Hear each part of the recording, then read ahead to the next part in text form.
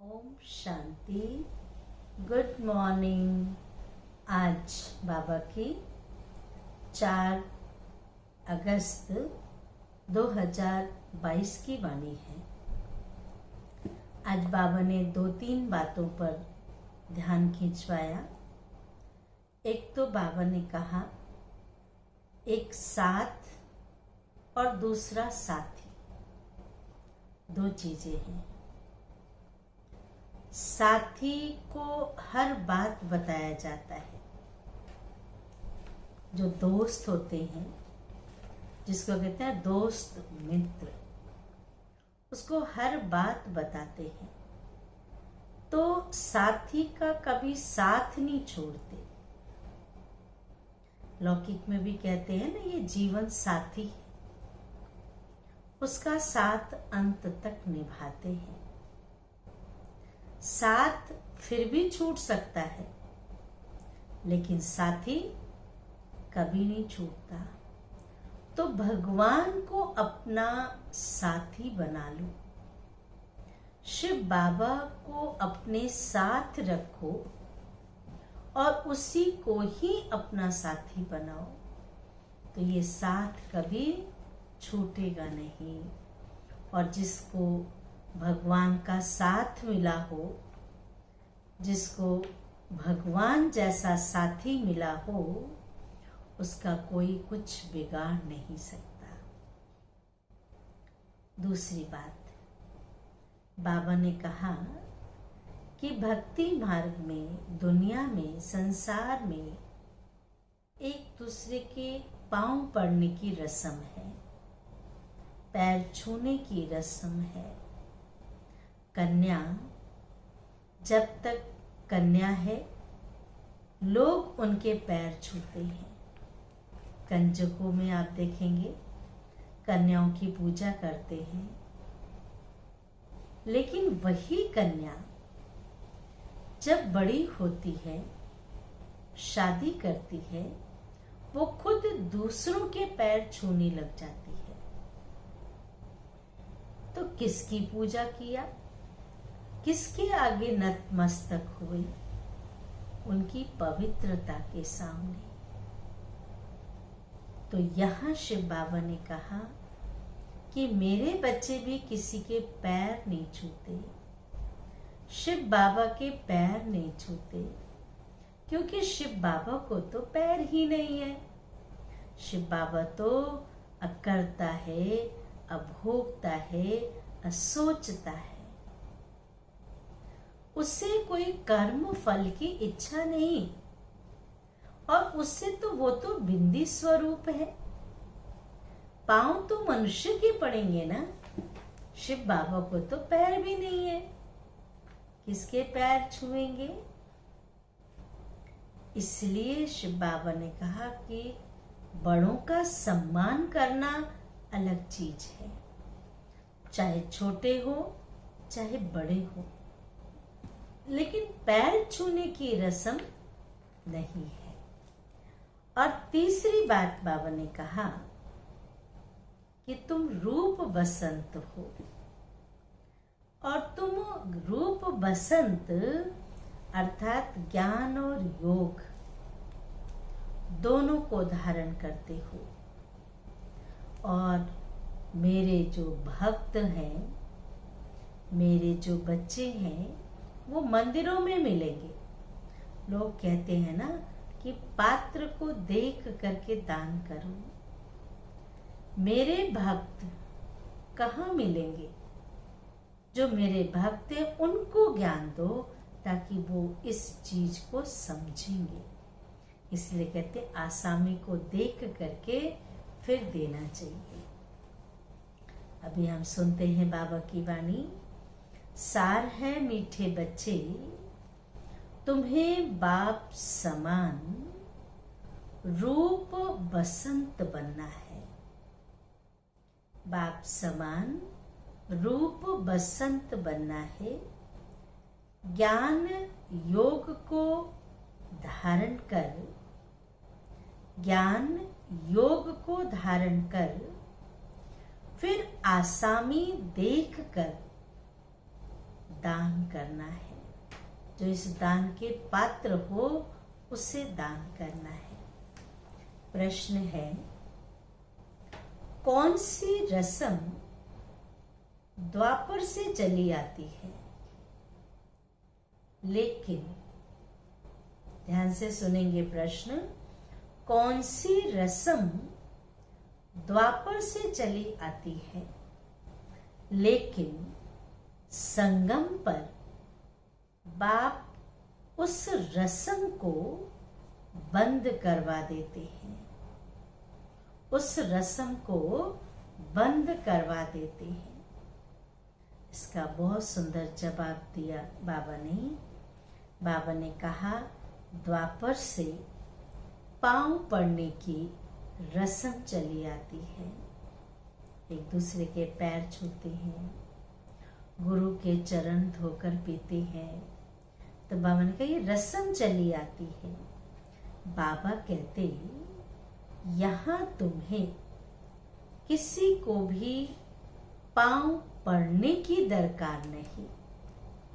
किसी को भी पांव पड़ने की दरकार नहीं। मैं तो अब भोगता हूं, अब करता हूं, अब सोचता हूं। लोग कहते नहीं पड़ेंगे ना, पांव नहीं छुएंगे, क्या कहेंगे, क्या सोचेंगे। शिव बाबा वो सोचते ही नहीं है।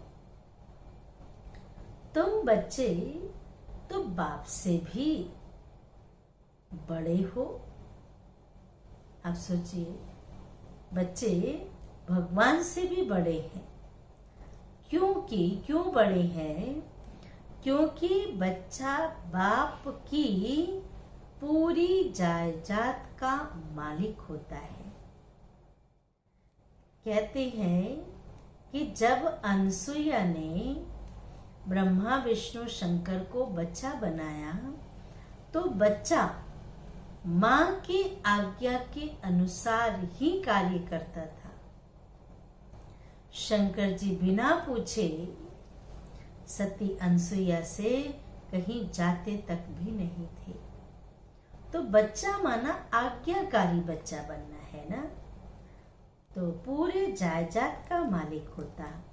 तो मालिकों को मैं बाप नमस्कार करता हूं। कितना निरहंकारी है ईश्वर। बच्चों के सामने झुकते हैं। मैं बच्चों को, मालिकों को नमस्कार करता हूं। तुम्हें पांव पड़ने की जरूरत नहीं। हाँ, छोटे बड़ों का रिगार्ड तो रखना है। ये नहीं कि अपमान करना शुरू कर दो, अभिमान आ जाए। नहीं, रिस्पेक्ट करना है। हम रिस्पेक्ट देंगे, सम्मान देंगे तो सामने वाला भी हमें सम्मान देगा। पर इसकी इच्छा से सम्मान नहीं देना है कि मैं इसको दे रही हूं तो ये मुझे जरूर दे, ऐसा भी नहीं। नेचुरल निकलता है। अगर आपका स्वार्थ नहीं होगा तो वो सामने वाला जरूर आपका सम्मान करेगा। तो छोटे बड़ों का रिगार्ड तो रखना ही पड़ता है। गीत है, जो पिया के साथ है उसके लिए ज्ञान की बरसात है। पिया माना परमात्मा, जिसके साथ है उसके लिए ज्ञान की बरसात है। धारणा के लिए मुख्य सार है। पहले पॉइंट, हर बात में अपना समय सफल करना है। दान भी आसामी अर्थात पात्र को देख कर करना है। जो सुनना नहीं चाहते हैं, जो आपकी बात सुनना नहीं चाहते, ज्ञान सुनना नहीं चाहते, तो उनके पीछे टाइम वेस्ट नहीं करना है। आपका टाइम बहुत वैल्यूबल है। आपका जीवन बहुत वैल्यूबल है। जो सुनना पसंद नहीं कर रहा है छोड़ दीजिए, जब उसकी इच्छा होगी सुन लेगा। बाप के और देवताओं के भक्तों को ज्ञान देना है। अगर आपको ज्ञान सुनाना ही है तो शिव बाबा के, जो शिव के पुजारी हैं, जो देवताओं के पुजारी हैं, उनको अगर आप ये ज्ञान देते हैं तो उनको टचिंग होगी, खींच होगी, वो भागते हुए आएंगे। जिसको इस चीज का कदर ही नहीं है, कहते ना अदरक का स्वाद बंदर क्या जाने, जिसको इस चीज की भावना नहीं, कदर नहीं, उसे देने का कोई फायदा नहीं। दूसरी पॉइंट है, अविनाशी ज्ञान रत्नों को धारण कर साहूकार बनना है। ये धन ऐसा है जो कोई चोरी नहीं कर सकता है। सबसे संसार में सबसे अमीर आप हैं। पढ़ाई जरूर पढ़नी है। एक एक रतन लाखों रुपयों का है।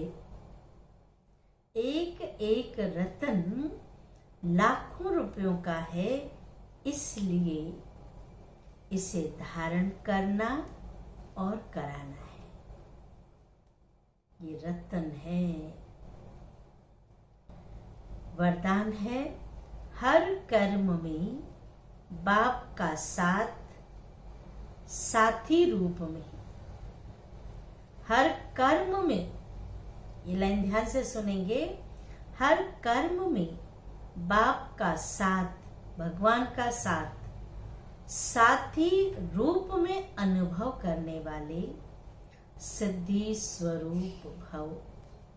अर्जुन को नशा था, भगवान हमारा साथी है और सारथी है, दोनों ही है। निश्चिंत थे, आप भी निश्चिंत रहें। विस्तार है, सबसे सहज और निरंतर याद का साधन है सदा बाप के साथ का अनुभव हो। बाबा हमारे से दूर नहीं है, सदा हमारा साथी बन साथ निभाते हैं।